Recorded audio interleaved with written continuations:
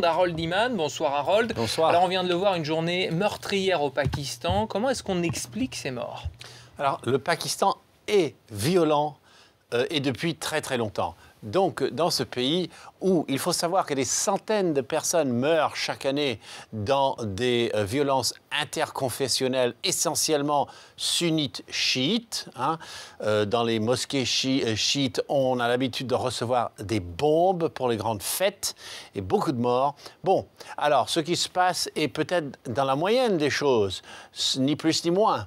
Et nous avons aussi la zone Pashtun, Peshawar, donc ça c'est déjà territoire quasiment taliban. Donc ça c'est le cas spécial du Pakistan où les revendications sont essentiellement dirigées contre le gouvernement, ce gouvernement qui est corrompu, qui tolère que les Américains tirent des drones à l'intérieur du territoire pakistanais. Donc vous voyez un contexte très pakistano-pakistanais.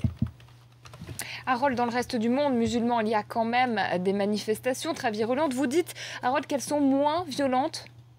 Elles sont beaucoup moins violentes que ce à quoi on pouvait s'attendre. Donc, on va déjà regarder un cas un peu oublié. Bon, c'est la Malaisie, ici, à Kuala Lumpur.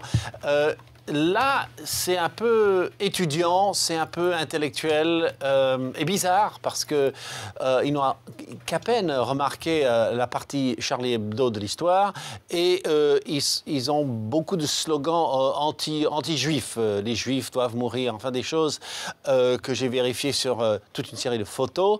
Bon, ça c'est leur spécificité en Malaisie où ils ne sont pas intéressés vraiment par ce qui se passe dans le détail en France. Et puis, on va aller d'un autre bout du monde musulman, c'est le Liban. Bon, le Liban, je vais y aller, c'est ici, n'est-ce pas? Vous voyez que c'est vraiment la moitié de la planète, là.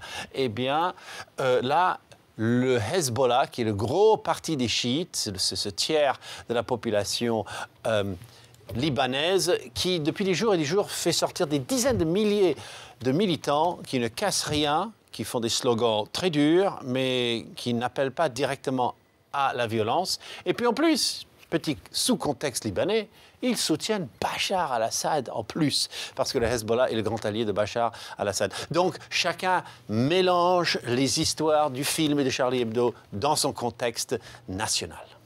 Merci beaucoup Harold Iman pour cet éclairage.